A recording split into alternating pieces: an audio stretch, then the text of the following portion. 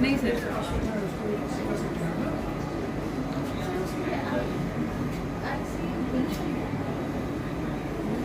ऐसी का हो गया आपका ट्रेनिंग? हाँ जी हाँ जी।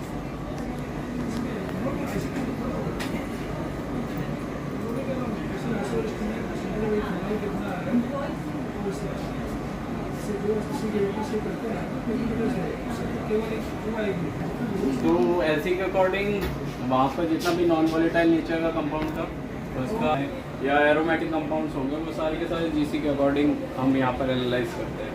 अगर मैं फूड के प्रॉस्पेक्ट में बात करूँ तो फैटी एसिड प्रोफाइल हो गया, ट्राइग्लिसराइड्स हो गए और जितने भी वोलेटाइल पेस्टिसाइड्स हैं तो वो सारे डिटेक्ट हम यहाँ पर जीसी के थ्रू कर रहे हैं।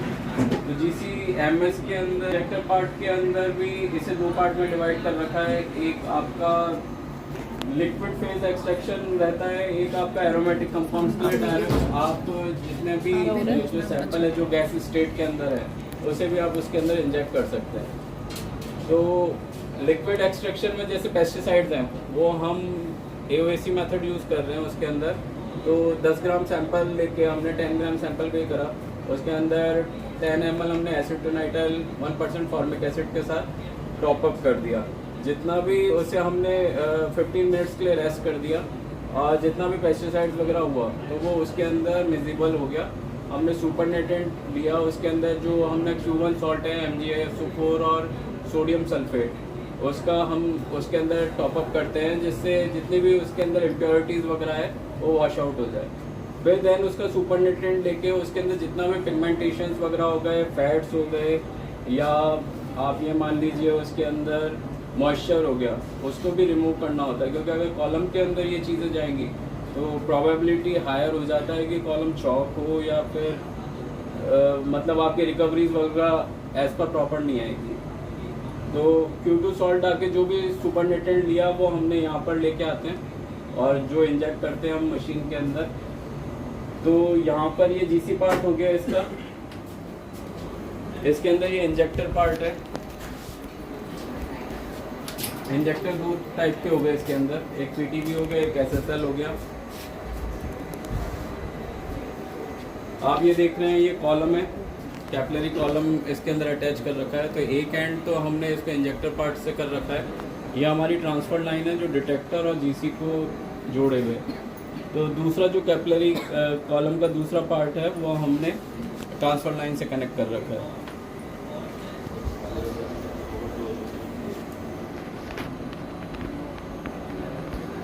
तो बेसिकली इंजेक्टर पार्ट का वर्क हो गया अपना कि सैंपल इंजेक्टर के थ्रू आया या इंजेक्ट हुआ तो इसके अंदर एक ग्लास लाइनर हो गया। ग्लास लाइनर दो तरीके के हो गए, एक स्प्लिट हो गया, एक स्प्लिट लेस हो गया। तो दो तरीके के स्प्लिट और स्प्लिट लेस में डिफरेंसेस ये हैं, जहाँ पर हायर कंसंट्रेशन है आप चाह रहे हैं कि उसकी कंसंट्रेशन इतना हाई नहीं हो कि मेरा कॉलम ही कंटामिनेट हो जाए। तो जो मोबाइल फेज है इसकी इनर्ट गैस है हीलियम, हीलियम उसका डाइल्यूशन कर देगा 20 टाइम डाइल्यूट करके देन इंजेक्ट करेगा स्प्लिट मोड के अंदर। और स्प्लिट लेस के अंदर है जहाँ पर आपको कंसंट्रेशन अननोन का कंसंट्रेशन मिल ही नहीं रहा। तो वहाँ पर आप क्या करोगे, आपका जितना भी 100% सैंपल है वो कैपिलरी के अंदर जाना चाहिए जिससे जो भी चीज़ है उसके अंदर पीपीबी लेवल पे वो भी डिटेक्ट हो। तो उसके अंदर आपने स्प्लिट लेस, हम जो भी पेस्टिसाइड के यूज़ करते हैं स्प्लिट लेस यूज़ करते हैं।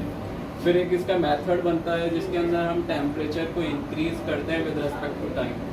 जो हम सुनते रहते हैं कि इस आरटी पे ये कंपाउंड मिला, इस आरटी पे ये कंपाउंड मिला। तो बेसिकली हमारा मेथड ही है जिसमें हमने टेम्परेचर इंक्रीज़ करा है एक पर्टिकुलर सेगमेंट टाइम फ्रेम के अंदर। तो उसके अंदर हमारा जो कॉलम है वो कंपाउंड को सेपरेट आउट करता है।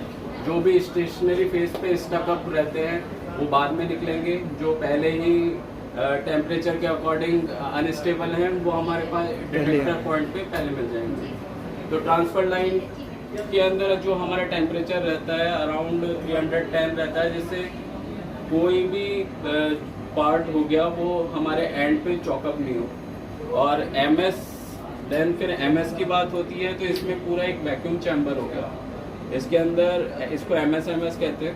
तो MSMS के अंदर अपन ट्रिपल क्वाड पोल हो गया। इसमें ट्रिपल क्वाड पोल का ये हो गया कि Q1 सेल है, वहाँ पर आपने कोई भी एक मास दिया किसी भी कंपाउंड का, तो वहाँ पर वो कंपाउंड गया, उसने एनालाइज करा, वहाँ पर 4 रॉड्स रहती है जहाँ पर RF and DC voltage apply रहता है।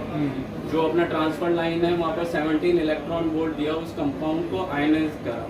तो मास टू चार्ज रेशो पे सिंपली MS का काम है पूरा का पूरा।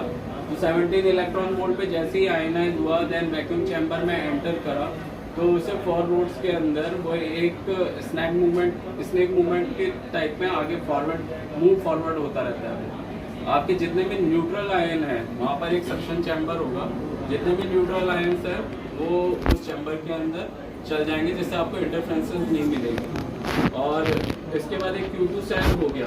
अब आपने एक मास का पर्टिकुलर कंपाउंड को जस्ट तो कर लिया कि ये पर्टिकुलर कंपाउंड है, इसकी प्रोबेबिलिटी 80 to 85 इस कंपाउंड के सिमिलर है, लेकिन आप उसमें कॉन्फिडेंट कैसे होंगे कि हो सकता है कि 2 आयन मिलके भी पर्टिकुलर मास को बना रहे हैं। 72 32 मिलके 106 बनाते हैं। 106 मास का भी एक दूसरा कंपाउंड पहले से लाइब्रेरी के अंदर है, तो अब आप डिफरेंशिएट कैसे करेंगे कि ये कंपाउंड है ये का। देन Q2 सेल के अंदर ऑर्गन गैस यूज़ करते हैं हम, इसके अंदर उसका फ्रेगमेंटेशन करते हैं फर्दर। तो जो पेरेंट मास है उसे हम डिफरेंट मासेस के अंदर उसको फ्रेगमेंट करा, देन उसका Q3 के अकॉर्डिंग उसका एनालाइज करा Q3 सेल पे। तो वहाँ पर अगर जो इसके अंदर एक इसकी मास टेबल है, उसके अकॉर्डिंग फिल्टर्स में वो ये होता है कि पेरेंट मास टूटने के बाद जो भी डॉटर आयंस बनते हैं उसका, तो उनका मास उसके नियर अबाउट होता है। इसकी एक लाइब्रेरी है, उससे मैच करता है ये। तो उससे मैच करने के बाद हमारे को कंफर्मेशन मिलता है कि हाँ ये पर्टिकुलर फर्दर आगे भी वही आयन आगे भी चल रहा है, और उसको हम डिटेक्शन ये करते हैं। तो ये बेसिक प्रिंसिपल हो गया इसका। इसमें अभी कुछ चल रहा है क्या? इसके अंदर हमने अभी टोमेटो प्यूरी का वो कर रखा था, पहले करा था। अभी तो हमने ऐसा अभी उसे कर रखा है, क्योंकि अभी तीनों संभालने पड़ते हैं हम 2 जनों को।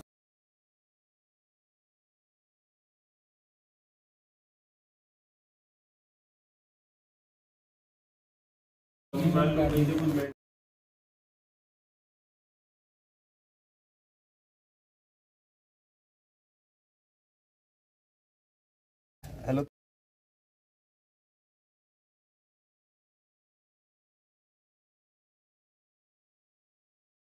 हेलो